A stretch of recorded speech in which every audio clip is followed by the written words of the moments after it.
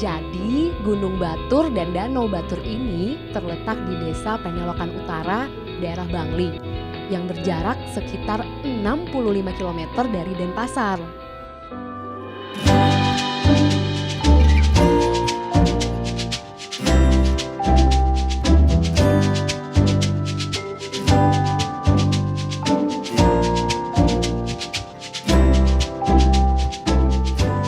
Saya begitu menikmati suasana di sini.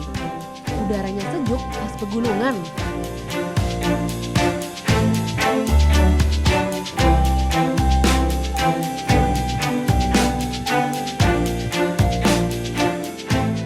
Saat ini saya sedang berada di Kecamatan Kintamani. Tepat di depan saya itu adalah Gunung Batur. Dan sekeliling gunung ini itu adalah kaldera yang merupakan geopark pertama di Indonesia yang diakui oleh UNESCO.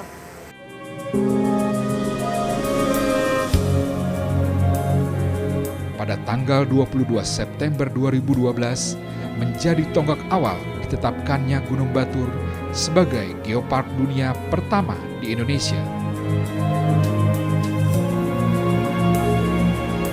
Geopark adalah sebuah daerah yang diakui oleh UNESCO yang memiliki warisan geologi yang luar biasa.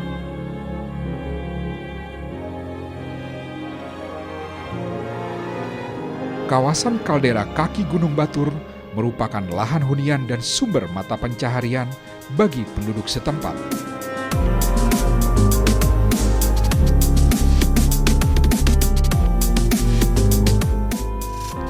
Tanahnya yang subur dan udara yang sejuk sangat cocok untuk menanam tanaman pertanian bersuhu sedang.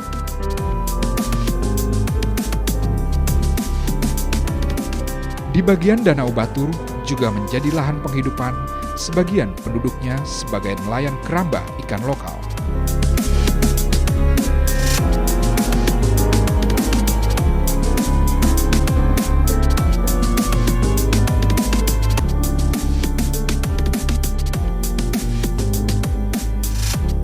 Gunung Batur juga menyuguhkan cerita sejarah sekaligus taman wisata bumi yang indah.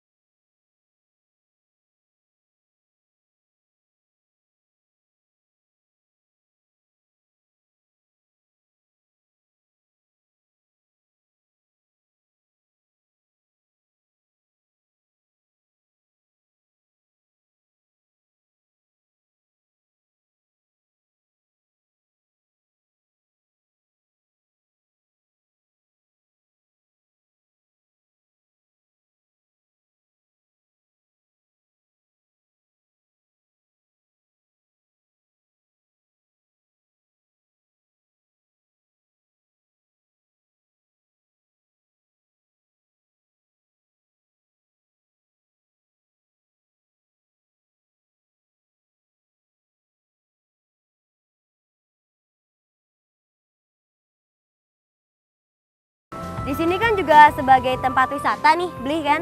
Kebanyakan para wisatawan itu kemana aja sih trek-treknya gitu kan? Kalau titik-titik sport sih yang yang agak menguji adrenalin itu banyak titik sebenarnya. Tapi yang menjadi favorit di sini adalah di pasir sana, di Pasir Hitam. Pasir Hitam? Ya, di sana ada titik-titik tertentu yang mungkin mengacu dan semua orang mungkin mau mencoba mungkin apakah bisa melewati tanjakan dan lain sebagainya, jurang dan lain sebagainya.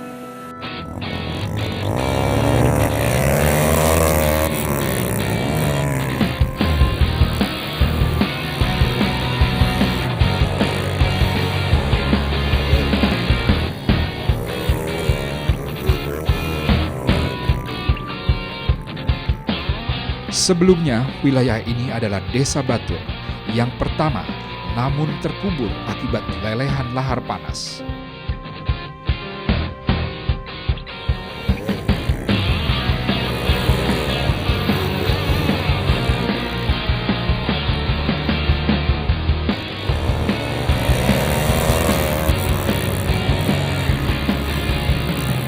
Gunung Batur sejak tahun 1804 hingga tahun 2000 tercatat telah terjadi 26 kali letusan.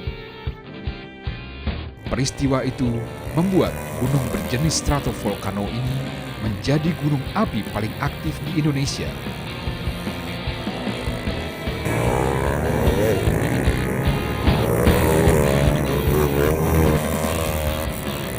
Daerah ini kaya akan unsur bentang alam makro dan mikrovulkanik yang dihasilkan oleh gunung berapi beberapa ribu tahun lalu.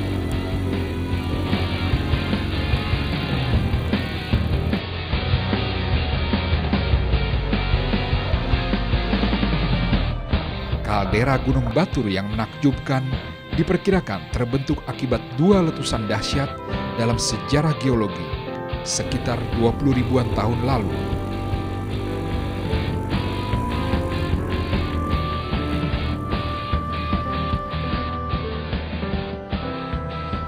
Di dalam kaldera tersebut terdapat danau vulkanis seluas 16 km persegi berbentuk bulan sabit yang menempati bagian tenggara dinamakan Danau Batur. Menurut catatan geolog Hindia Belanda Van Bemmelen, luas kaldera Gunung Batur yang berukuran 13,8 kali 10 km merupakan salah satu kaldera terbesar di dunia.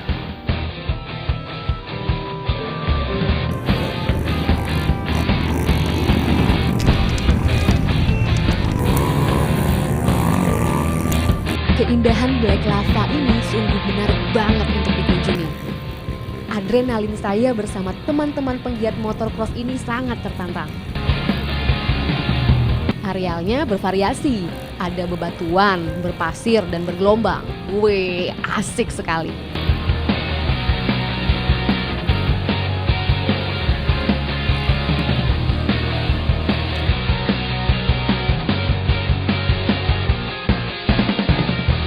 Baru selesai bermain motor trail di kawasan Gunung Batur, tepatnya di Black Lava.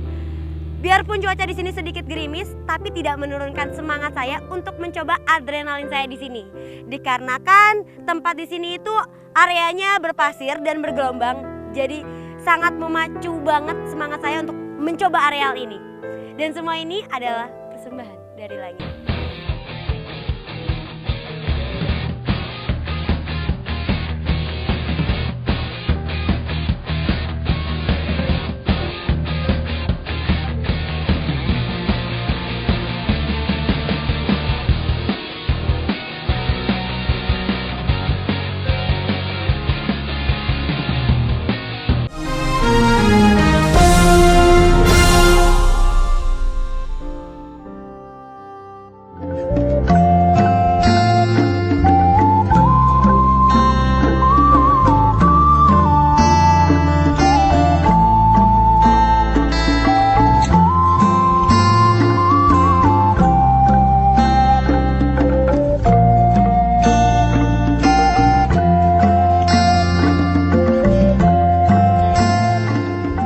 Danau Batur di Kintamani, Bali adalah rumah bagi beragam jenis ikan air tawar.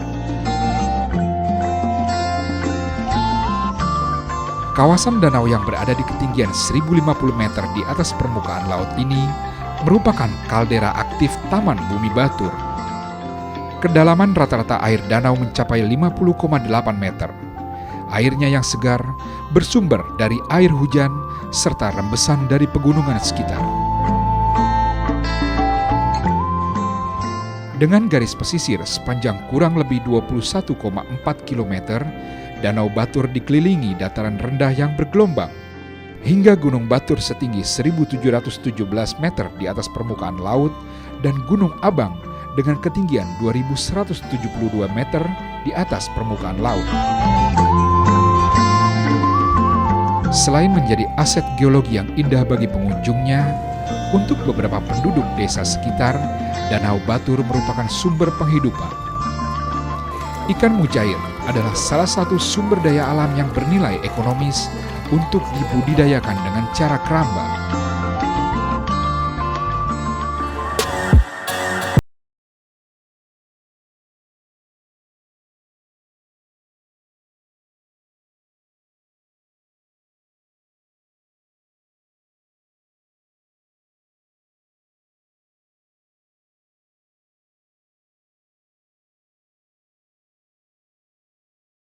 Danau Batur yang indah ini, saya bisa melihat beberapa keramba milik penduduk sekitar danau ini. Saya jadi penasaran dengan budidaya ikan masyarakat di sekitar Danau Batur.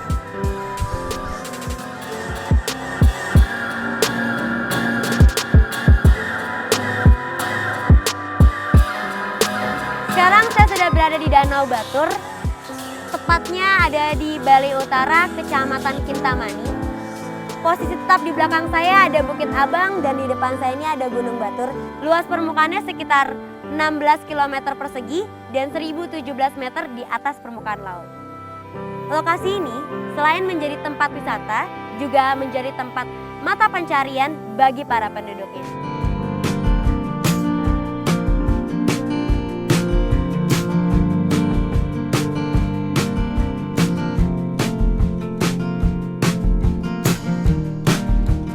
Dan saya sudah punya janji nih dengan Beli Wayan Artikayasa. Beliau salah satu pembudidaya ikan mujair keramba ini. Biasanya dalam adat istiadat Desa Batur Kintamani, laki-laki dewasa diwajibkan memasak dalam setiap upacara adat. Beli Wayan ahli dalam bidang masakan khas makanan Kintamani. Nah, lihat saja udang hijau yang digunakan. Itu yang menandakan Beli Wayan bertugas sebagai koki dalam adat di Desa Batur ini. Bli, lagi apa ini, Bli? Lagi ngasih ikan makan. Ngasih ikan makan, boleh bantu nggak nih, Bli? Boleh. Boleh ya, bantuin. Di sini itu ikan apa aja ya, Bli, yang ada di sini? Kalau di keramba yang dipelihara itu yang ikan mujair. Ikan mujair. Bli, kalau ikan mujair sendiri itu biasanya tuh dibikin apa sih? Dimasaknya tuh di apa? Digoreng kah atau diapain kah? Khusus di Batur ini biasanya. Digoreng, dibikin bumbu nyanyat. Nyat-nyat. Oh, sama bumbu mentah. Nah, Sambal mentah. Oh, pernah tahu. Dan saatnya saya mengambil ikan yang ada di keramba ini. Cukup mengambil beberapa ikan saja. Ikan-ikan mujair keramba perairan Danau Batur punya rasa yang beda banget dengan ikan di tempat lain. Karena airnya berada di kawasan Gunung Batur yang berpasir. Dan katanya kalau dimakan dengan bumbu khas Kintamani, rasanya istimewa banget.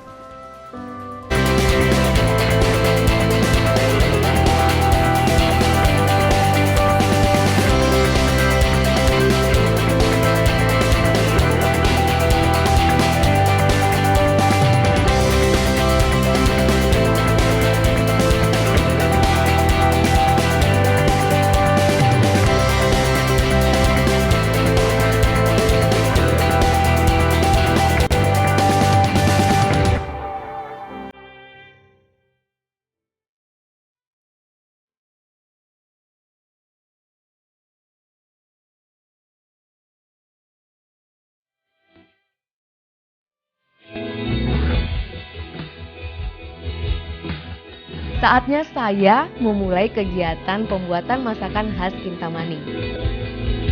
Sebelumnya, kita harus membersihkan ikan mujair ini terlebih dahulu.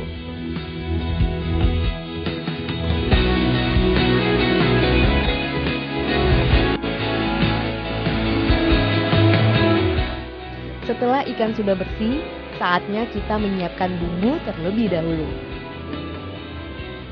Bumbunya cukup sederhana, hanya menggunakan bahan-bahan bumbu dapur yang mudah didapat, seperti cabai rawit, bawang merah, bawang putih, jeruk limau, kencur, garam, dan penyedap masakan.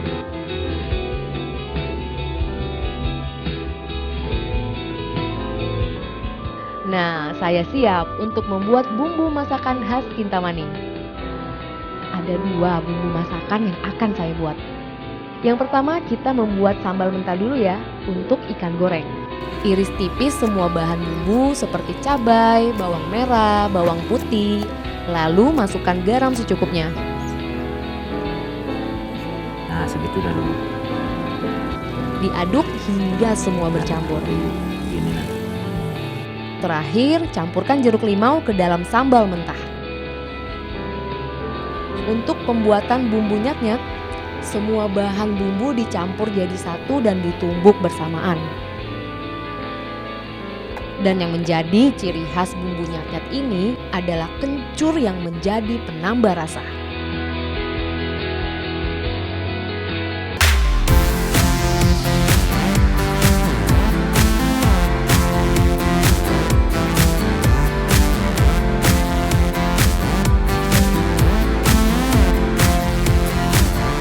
Setelah bumbu selesai, saatnya memasak ikan mujair yang tadi sudah dibersihkan. Untuk ikan mujair bumbu nyat-nyat, pertama-tama ikan hanya digoreng setengah matang. Setelah selesai, tiriskan dahulu ikan. Masukkan bumbu nyat-nyat ke dalam penggorengan yang sudah dikurangi minyaknya. Selanjutnya, masukkan air secukupnya. Jika sudah mendidih, masukkan kembali ikan mujair yang sudah digoreng setengah matang tadi.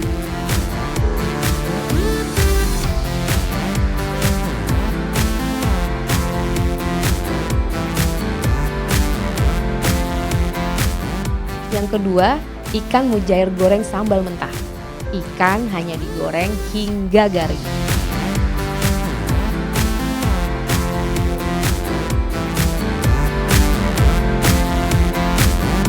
Dan sekarang waktunya makan bersama. Suasana yang asri di dataran tinggi kaki Gunung Batur nan sejuk, makan bersama dengan kakek nenek dengan hidangan khas Kintamani, ini bukan hanya nikmat, juga berkesan sekali bagi saya.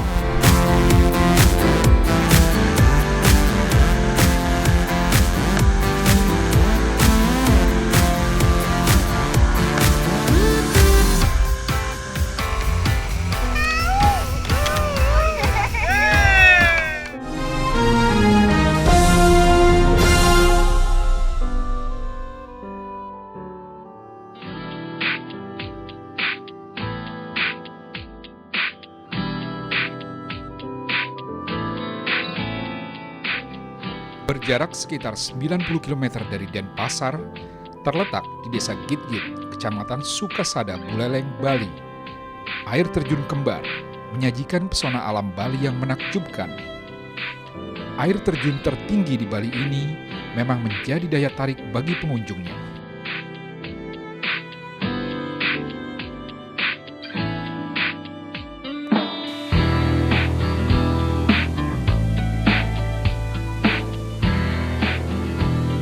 Banyak cara menikmati air terjun dan tebing-tebing sekitarnya yang tidak hanya sedap dipandang mata saja.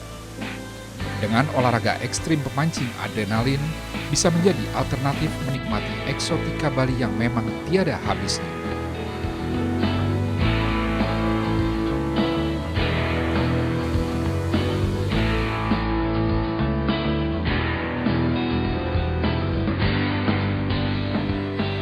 Canyoning, olahraga susur sungai yang banyak mengandalkan keahlian diri.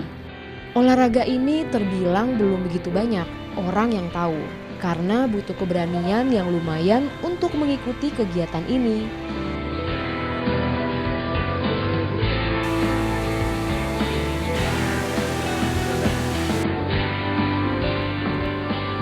Sebelumnya, saya akan bertemu dengan salah satu pemandu sekaligus instruktur canyoning.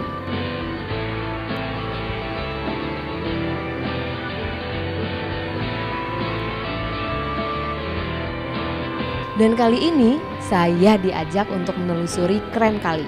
Kren Kali itu adalah tema penelusuran sungai-sungai yang ada di daerah Gitgit.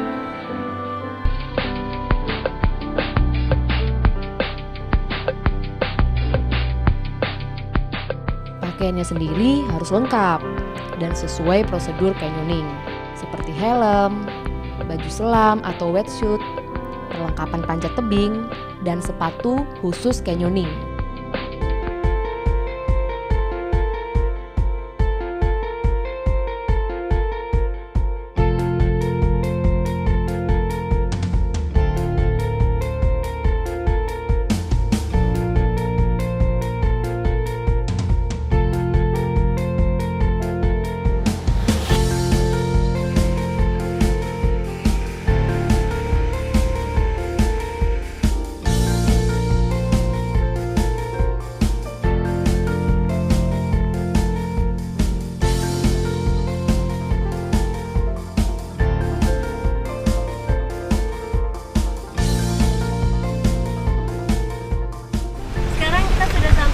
poin kita dan kita mau prepare untuk memulai bird canyoning.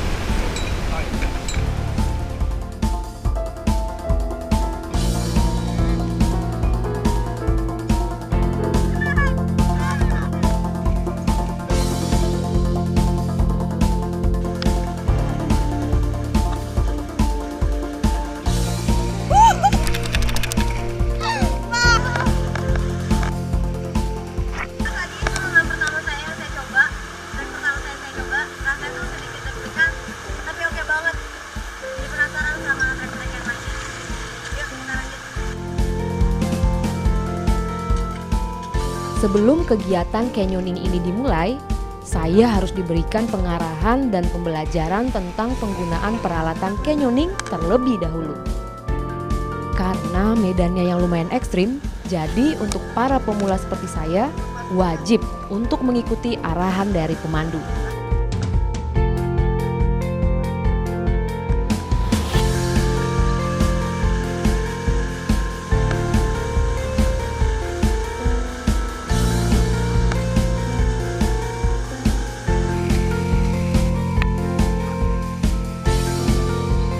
Rasanya tuh benar-benar bikin adrenalin naik.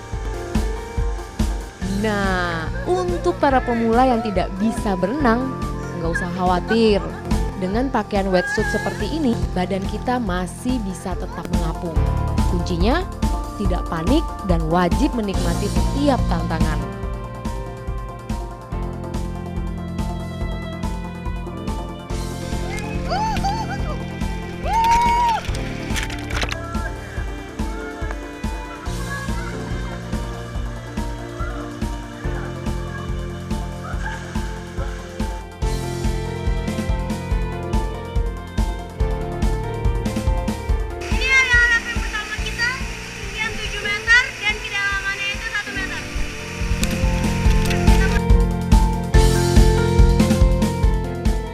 Banyak metode atau cara menelusuri sungai ini, seperti sliding, rappelling, jumping, serta flying fox.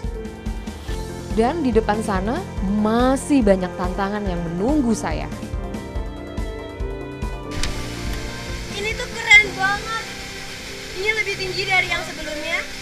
Lebih membuat saya deg-degan, tapi dikarenakan sebelumnya saya sudah mencoba, jadi nggak terlalu sepanik pertama. Tapi tetap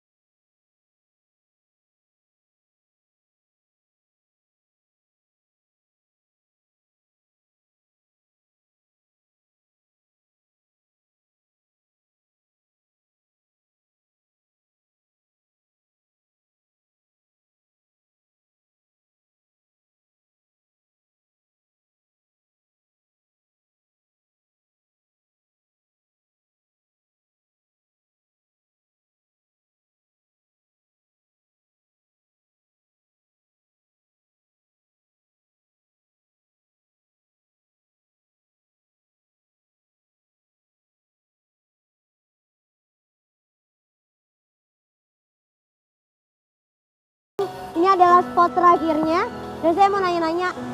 Dan ini ada berapa spot sih di Bali? So far kita temukan 4 spot. untuk 4 spot. canyoning. Ada 11 strip berbeda. Ada dari 11 strip. Different level. Jadi ada yang buat pemula, buat medium atau intermediate, dan juga yang buat expert yang tingkatan modern. Nah, Bli, kalau misalnya dari spot-spotnya nih, kita kan sudah mencoba banyak spot di sini, semuanya sampai di spot terakhir kita ini. Biasanya yang paling banyak diminatin, yang paling banyak difavoritin tuh spot yang mana nih? Mostly orang suka lompat Lompat jumping ya? karena lebih fun. Lebih jumping itu yang ketinggian dari kita di Kita 8 meter. 8 meter. Lumayan tinggi banget sih, tadi juga saya sempat deg-degan. Ya, puas ternyata.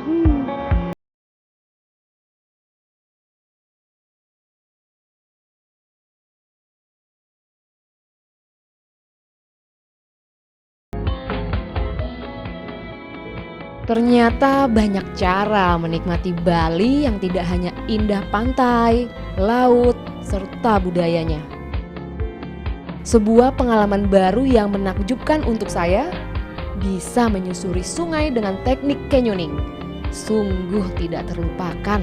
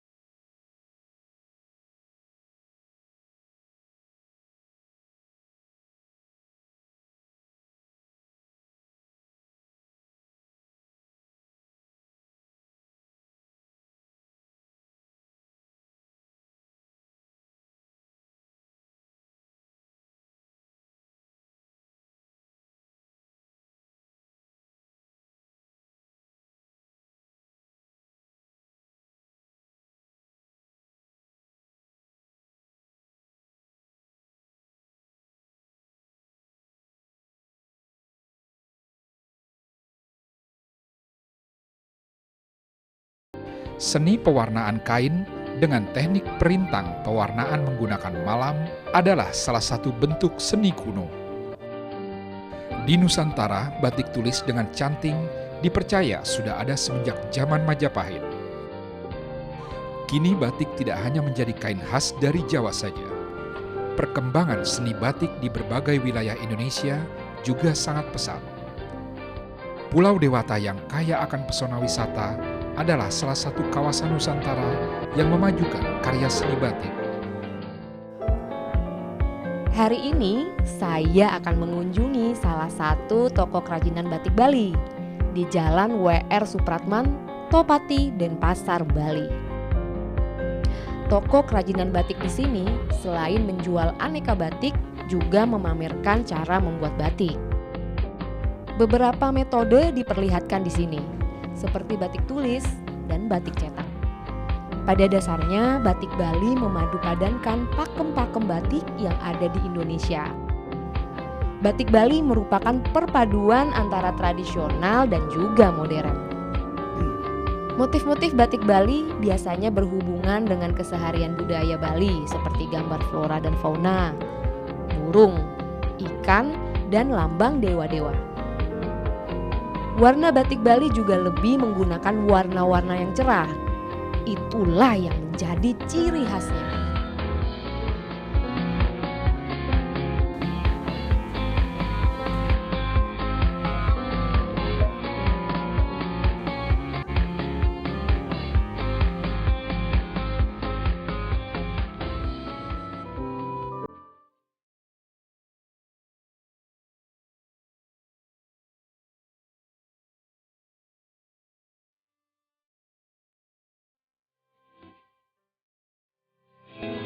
Pengalaman saya belajar tentang batik yang ada di Bali menambah wawasan serta membuka cakrawala saya. Uniknya, batik yang ada di toko ini hanya membuat satu desain saja setiap lembarnya.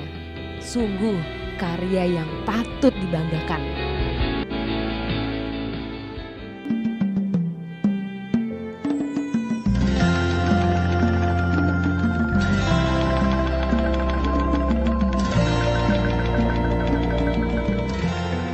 Untuk zaman sekarang ya, kebanyakan kan anak-anak remaja itu mengiranya batik itu tidak se-trendy gitu. Padahal sebenarnya batik itu bisa kita bikin modern kan? Oh iya, pasti. Coba.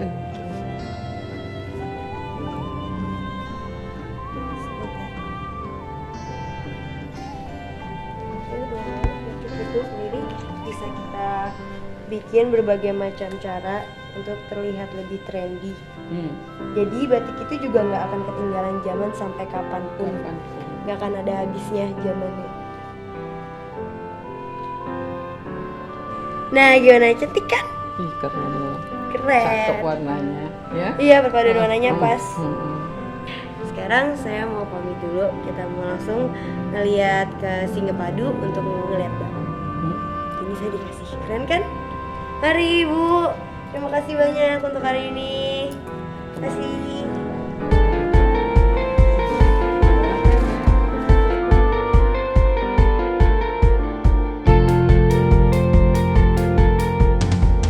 Saya pun melanjutkan perjalanan saya di Bali.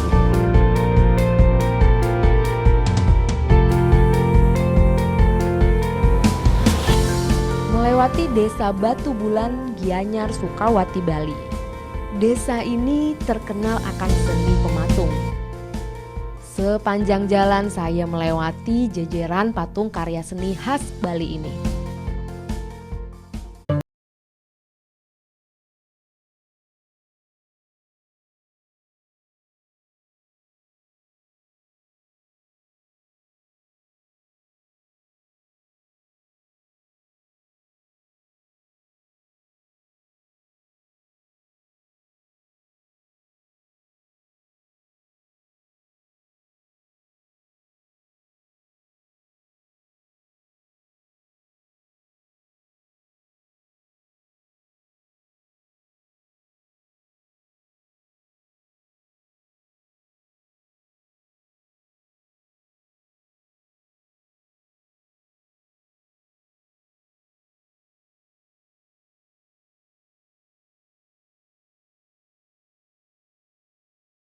Padu.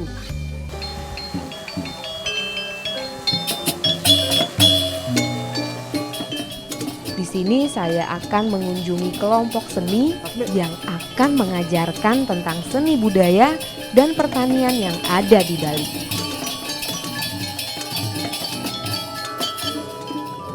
Tarian apa ini? Ini tarian pendet, namanya tarian pendet, tarian penyambutan.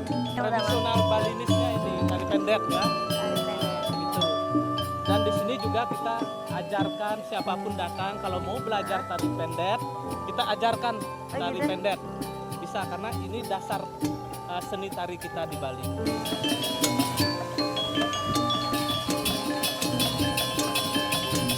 Wah, mereka menyambut saya dengan hangat sekali. Tarian ini mengisyaratkan bahwa saya sudah diterima dengan hati yang tulus dan menjadi bagian dari masyarakat Bali.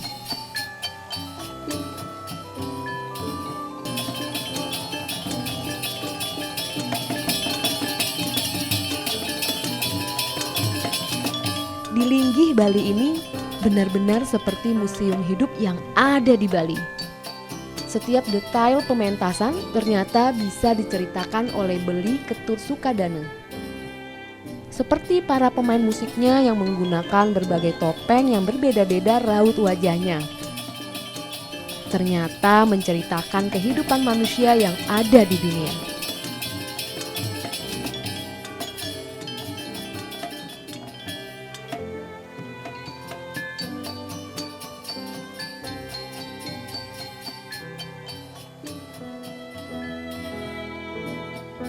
Berbagai macam tarian seperti tarian cupak yang menggambarkan kehidupan manusia yang egois dan rakus, serta tarian barong yang benar-benar melengkapi perjalanan saya di Bali. Dan terakhir adalah tarian lumpur atau tarian makiku. Saya pun ikut meramaikan tarian. Sebelum tarian dimulai, saya harus merias tubuh saya dengan lumpur dan cat sebagai ungkapan dan luapan ekspresi hati yang ada di diri saya.